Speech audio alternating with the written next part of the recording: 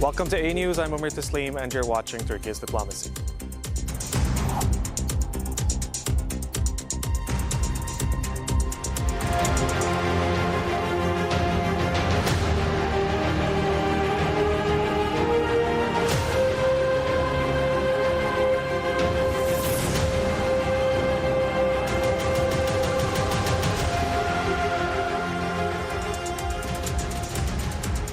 World leaders are in New York for the 80th United Nations General Assembly, a milestone summit unfolding under the shadow of two major wars and mounting global crises. Gaza's death toll has surpassed 65,000, drawing urgent appeals for a ceasefire and accountability, while the war in Ukraine continues to strain international alliances. On Tuesday, Turkish President Recep Tayyip Erdoğan called Gaza a catastrophe and pressed for UN reform, warning that failure to act betrays the very principles the organization was founded on.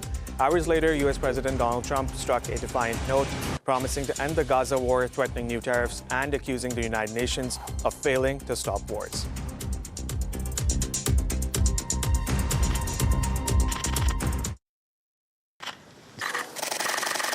Türkiye has intensified its diplomatic efforts to halt Israel's ongoing war in Gaza, with President Recep Tayyip Erdoğan taking a central role in international initiatives aimed at securing a ceasefire and addressing the humanitarian crisis. On the sidelines of the United Nations General Assembly in New York, Erdoğan joined U.S. President Donald Trump and leaders from Indonesia, Qatar, Saudi Arabia, the United Arab Emirates, Jordan, Pakistan, and Egypt in a high-level meeting focused on the Gaza conflict. The gathering underlined growing international alarm over the escalating violence and its toll on civilians. And we want to end the war in Gaza. We're going to end it. We're going to end it. Maybe we can end it right now. But they're respected all over the world. They're respected by me in the Oval Office, I can tell you that. They're respected by the United States. And we're here to see if we can get the hostages back and get the war over and get back to life. Türkiye has repeatedly condemned Israel's military actions, labeling them a threat to regional peace and stability. Turkish officials have pressed for immediate humanitarian access to the besieged enclave and called on the international community to act against what Ankara describes as war crimes. While prospects for an immediate breakthrough remain uncertain, Turkey's assertive diplomacy reflects its ambition to play a leading role in shaping regional responses to the Gaza crisis and to amplify calls for justice at the global level. The only reason we're here is to stop the war and bring the hostages back. And we count on you and your leadership as well to end this war and to help the people of Gaza. The situation is very, very, very bad there. So we are here to meet and to do everything we can to stop this war and to bring the hostages back. So once again, Mr. President, thank you very much for hosting everybody.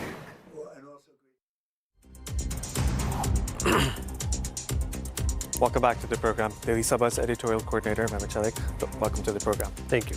Dr. Mehmet, let's start with the meeting that was held between Trump and Muslim leaders. There were leaders present from Pakistan, Indonesia, Qatar, UAE, and obviously Recep Tayyip Erdoğan was sitting right next to the US president. Mehmet, Trump says that he will not allow the Israeli annexation of the West Bank.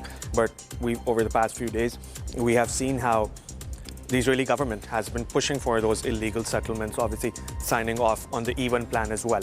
Now, Mehmet, when we look at these statements and we try to understand Trump's body language, do you think that these assurances are credible? Do you think that Trump will stop the Israeli government from annexing the West Bank?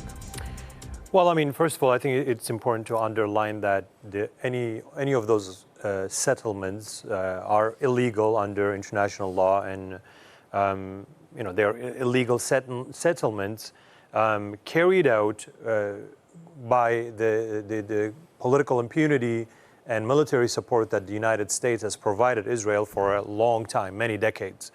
Nevertheless, when Donald Trump gathered, or at least the Muslim leaders, and including Mr.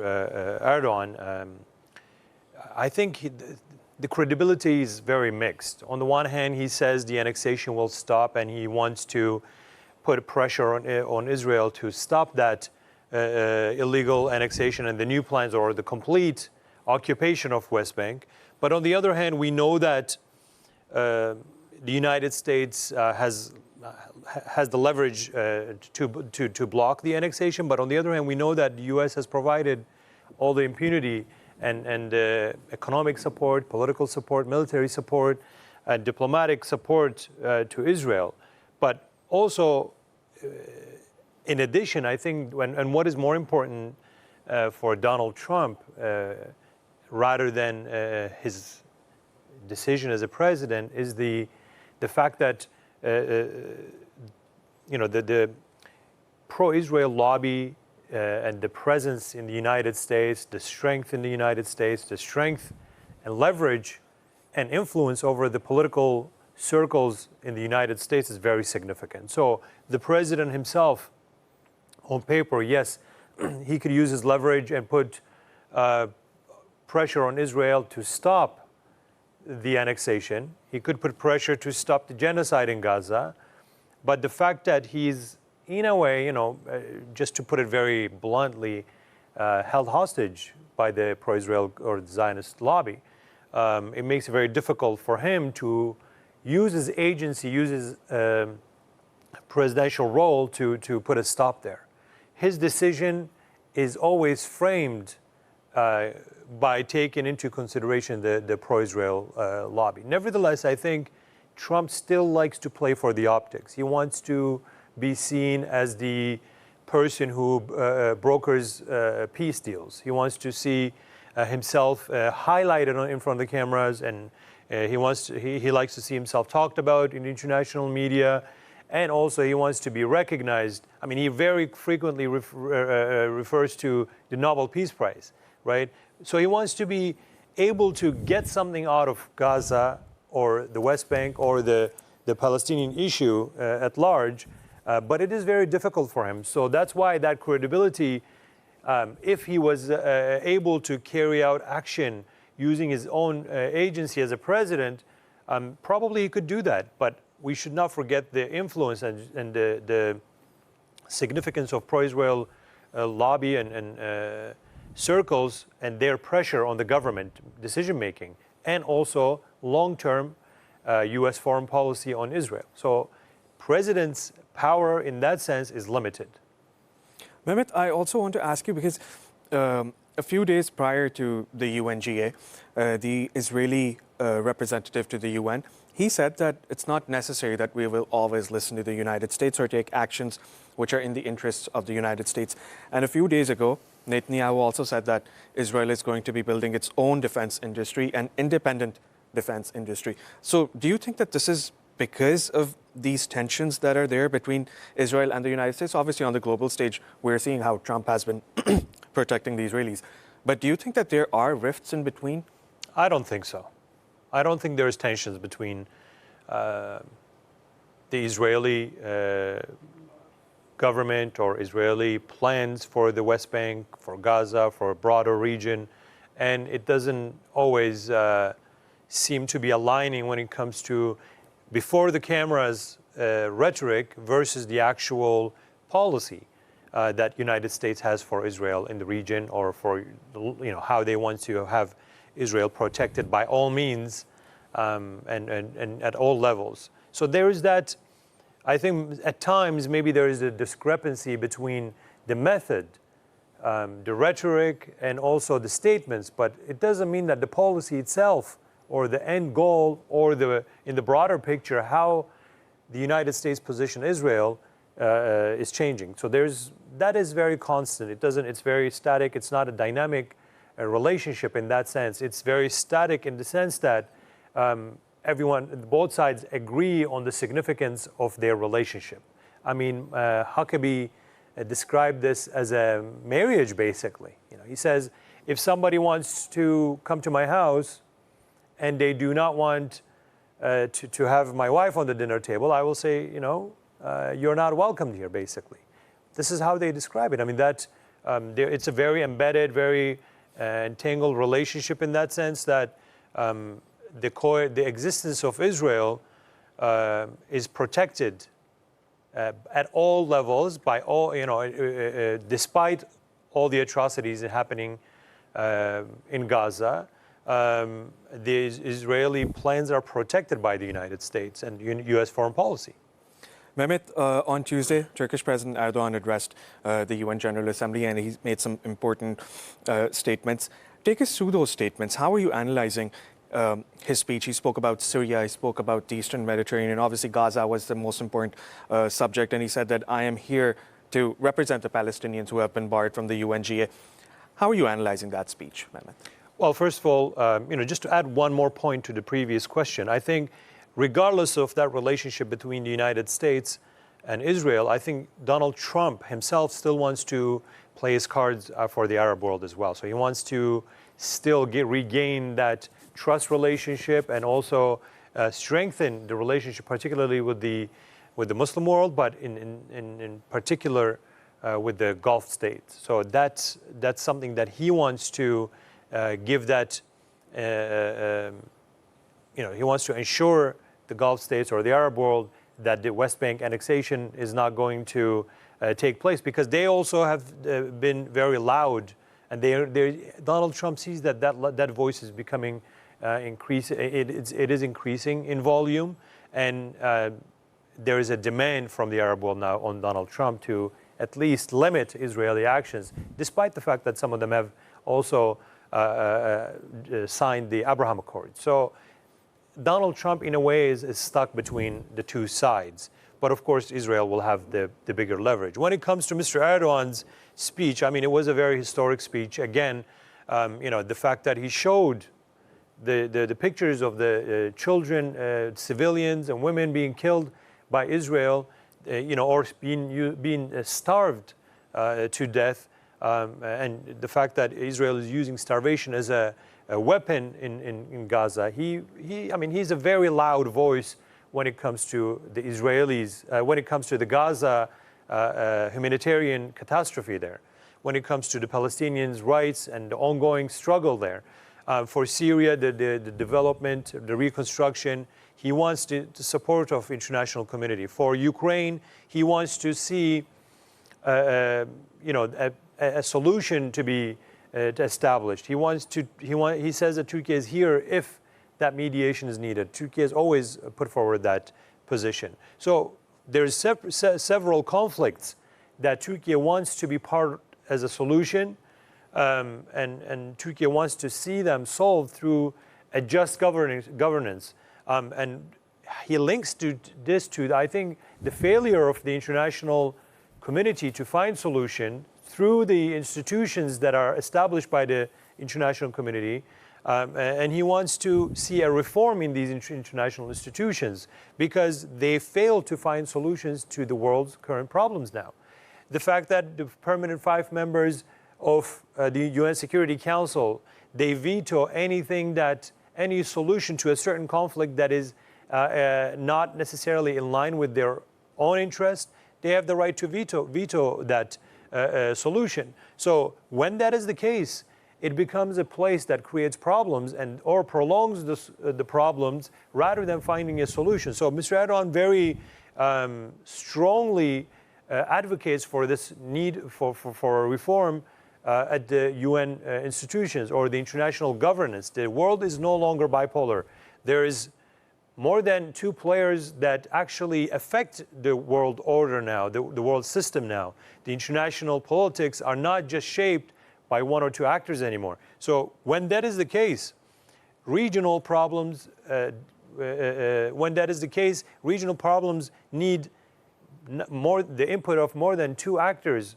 There is bigger players in the game now. So that world is bigger than 5. I think refers to that very clearly, that the permanent 5 needs that, the Security Council, for example, needs to be enlarged.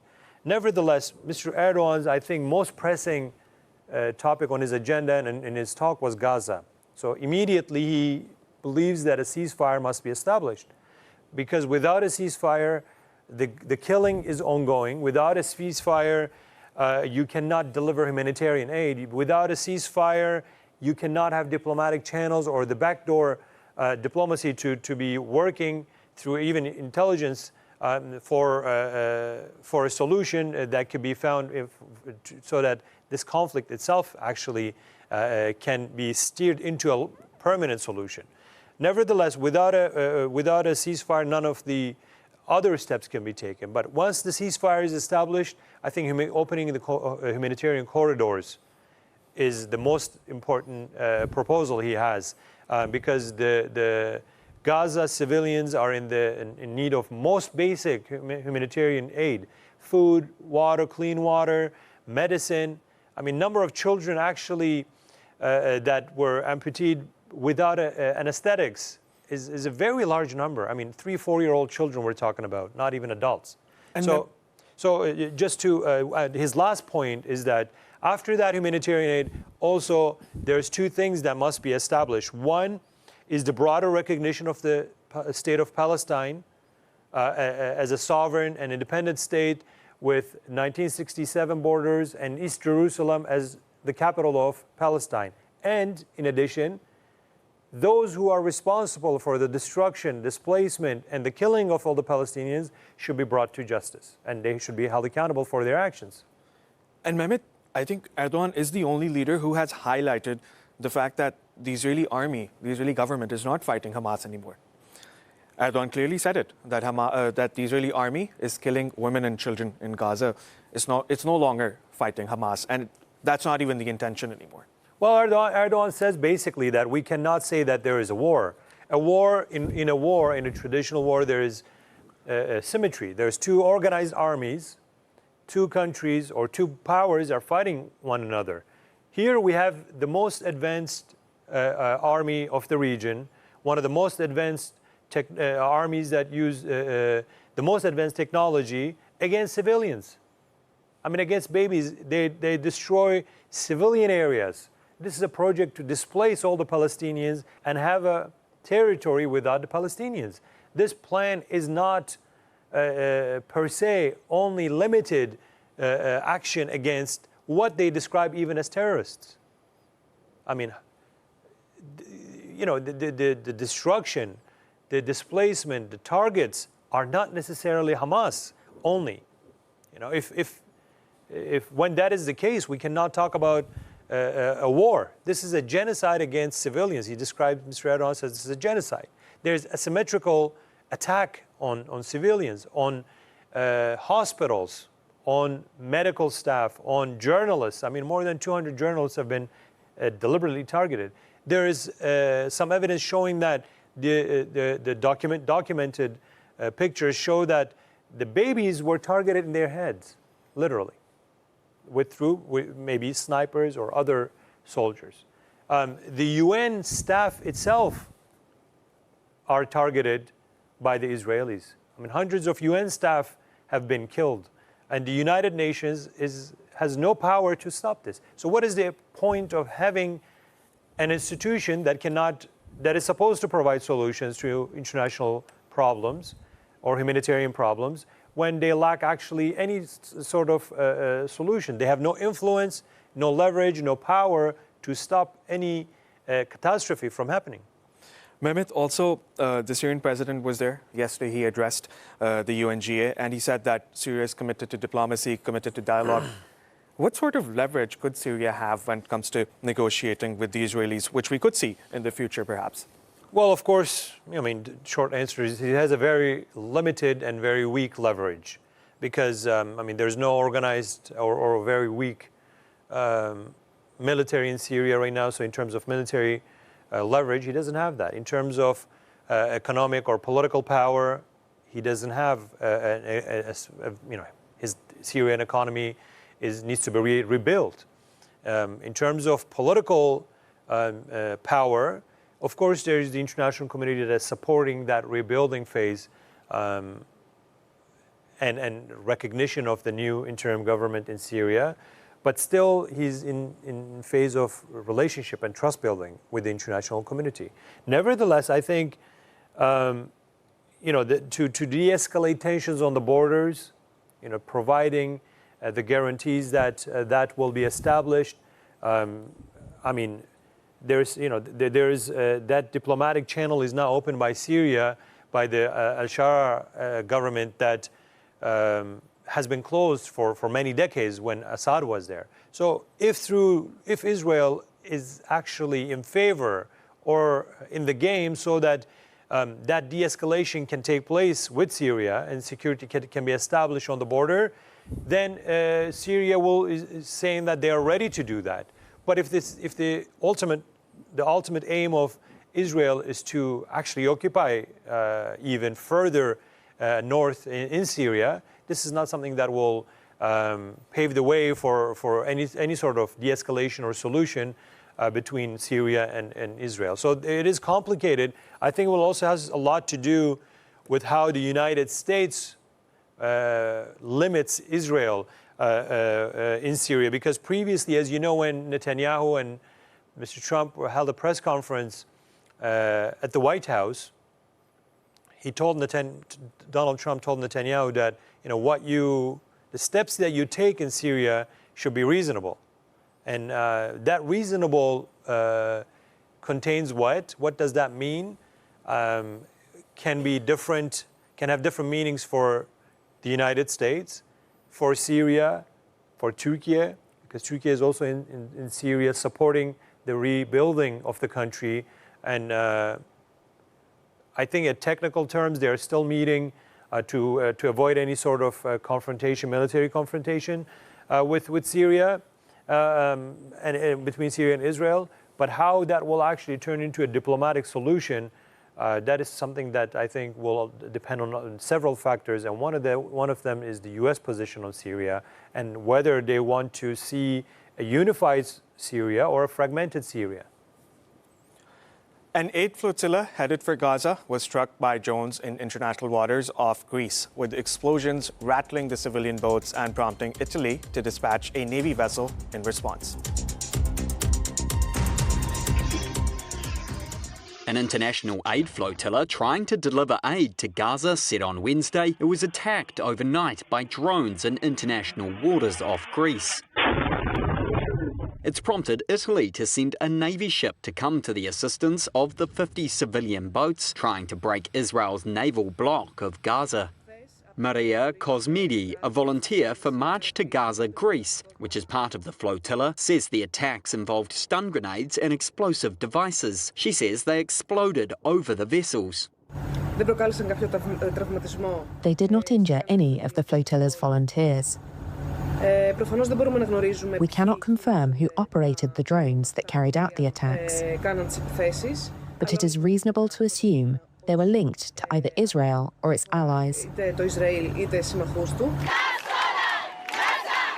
Many lawyers and activists are on board, including Swedish climate campaigner Greta Thunberg.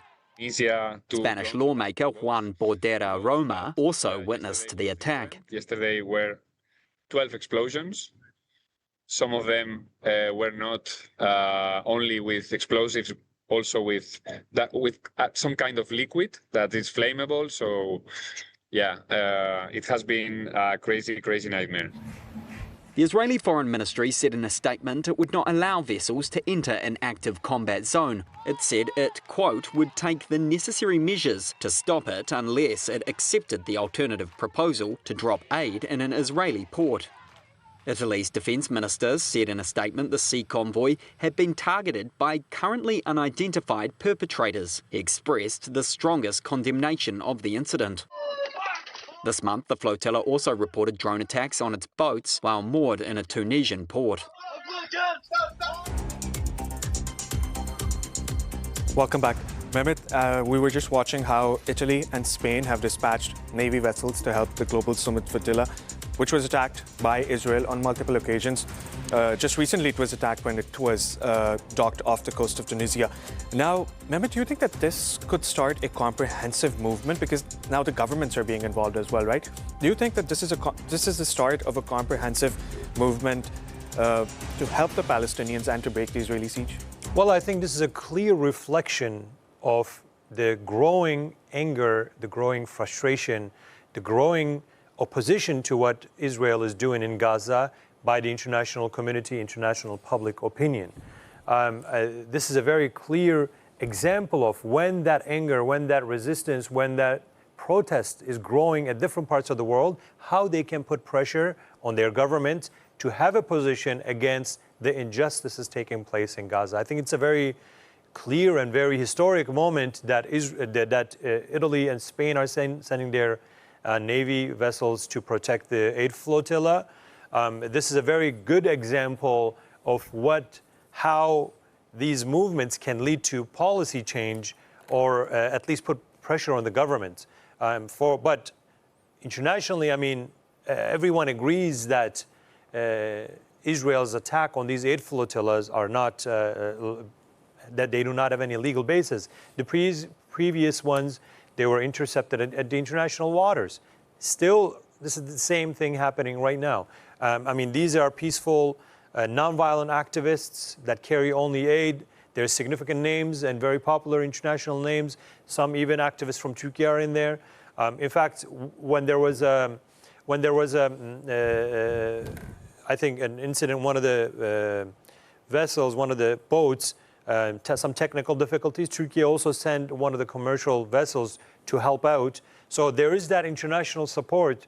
But what Israel is willing to do and what Israel has been able to do, it makes us think what is next and what can they do, despite the fact that there is two strong European countries sending vessels, Navy vessels, to protect the aid flotilla.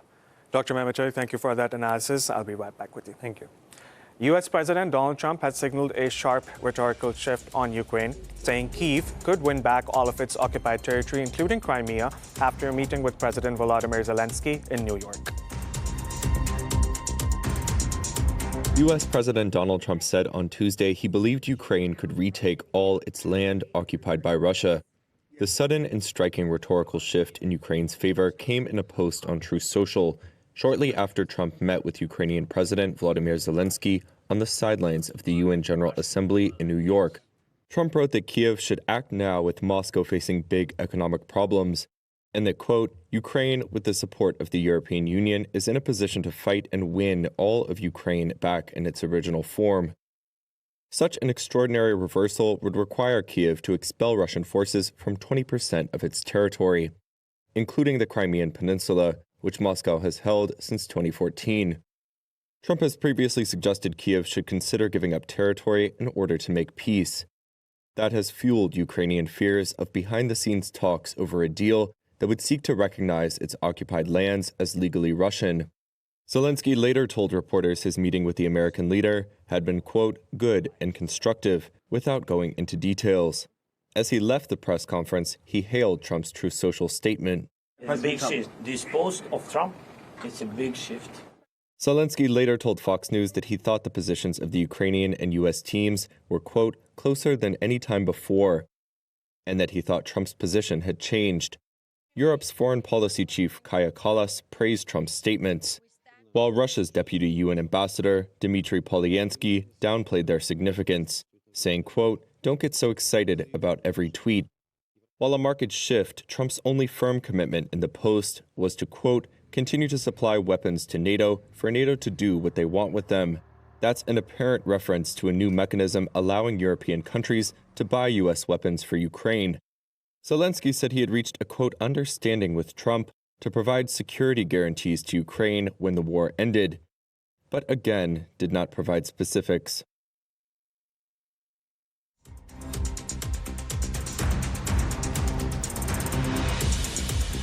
Welcome back to the program. Joining us now from Hong Kong is geopolitical analyst Marvin Lee. Marvin, welcome to the program. Thanks for having me again. Marvin, I want to start with the statements that President Donald Trump made on Tuesday at the UN General Assembly. He said Russia's war is being financed by China and India. How are you looking at these statements, and what sort of a reaction could we expect from China and India? Thanks for your question. Actually, this claim is quite a hilarious move from my perspective and from all Chinese perspective. And Donald Trump's claim that China and India are the primary funders of the Ukrainian war by purchasing Russian oil is essentially the politicization of a lawful energy trade. And China's energy cooperation with Russia is based on long-term contracts, international maritime laws, and WTO rules, which means that the oil trade between these two countries already exists before the war. and it does not constitute direct funding of the conflict, and in fact plays a stabilizing role in global energy supply and price volatility from the Chinese perspective. And in reality, while the EU has cut direct Russian oil imports since 2022, data from the Center for Research on Energy and Clean Air, CREA, shows that in 2025 alone, the EU still import 21.9 billion euros worth of Russian fossil fuels, more than 60% of which was shipped through the shadow fleet or third country intermediates, especially through India. And meaning Europe too remains engaged with Russian energy flows to survive, to make a living. And certain pipelines exemptions, such as the gas pipeline to Hungary and Slovakia, are still operational, in fact, and signaling out China while ignoring these realities, risk deepening international polarization. And China's best response is to emphasize the transparency of its trade work with the EU, ASEAN, and the Global South to focus on the global conversation back on ceasefire efforts and energy and food security from my perspective. And actually, President Donald Trump is very good at making fake claims and want to force China into a passive role. Want China, like, to force China to respond or to make many good deals in favor of the American interests. So that's why, from my perspective, from the Chinese perspective, and China will respond to this in a very hardline approach. Marvin, also, Trump said that China is promoting renewables, wind energy, and it's selling that energy to Europe, while itself is using coal and fossil fuels. And also we saw Donald Trump, he would strongly criticize the Chinese plans to, enhance renewables, and he criticized renewable energy. He said we should shift back to fossil fuels. How are you looking at that? Tell me about the facts. Tell me how much China has actually invested in renewables, and what is its plan for the Europeans and for the United States when it comes to renewables? Okay, good. This is a good question. And let me give you a comparative philosophy between China and USA. The American is playing a Western chess game to achieve something big within a very short period of time. But China is achieving a long-term goal. So we are playing a Chinese chess game just to encircle everything in order to win the war, in order to win the goal or objective in a very long term. And Donald Trump's narrative towards renewable energy runs counter to the dominant direction of the global energy transition. And last year, in 2024, global energy transition investment exceeds $2 trillion for the first time, while China alone contributing over $625 billion, nearly two-thirds of the global in total. And China also reached its 2030 wind and solar capacity target 6 years ahead of schedule, adding more than 200 GW of solar and 51 GW of wind capacity in 2024 alone. So this push is not just an economic policy, but a geopolitical necessary. So why? Because China is the world's largest crude oil importer across the globe, from Saudi Arabia, from Venezuela, from Iran, from everywhere from the world. So what happens if war happens? If war happens and all the Chinese economy will shut down because all the sea blockade. So that's why we would like to balance both, using the traditional crude oil and the natural gas, and we are also developing our green energy to have a self-sufficiency. And this can also sell our Chinese model along the Belt and Road Initiative. For example, to Saudi Arabia, to Egypt, to Turkey, even to anywhere in the world that you can say so. Marvin, this year, the Chinese president, Xi Jinping, has skipped the 80th session of the UN General Assembly, and he has sent Premier Li Qiang. And also in the past, we've seen how Foreign Minister Wang Yi has attended many summits and has negotiated some important discussions with world leaders. Now, what do you think about it? And people are criticizing the Chinese president as well, that why didn't he attend the summit, because it's the UN General Assembly. So what are the advantages and disadvantages of delegating these tasks to people like Li Qiang and Wang Yi? This is another good question. The Chinese civilization has no interest to participate in these rules, or like the president must attend this UN General Assembly. So China is going to set up its own rules. Because like most of the countries believe China is another superpower, and China would like to keep a distance to all those difficult questions across the globe. So this is the first point. And I don't think there is any problem to dispatch an official Li Qiang to join the UN General Assembly, actually. President Xi Jinping's decision not to attend this UN General Assembly and send Premier Li Qiang instead is a deliberate diplomatic choice, not a retreat, actually.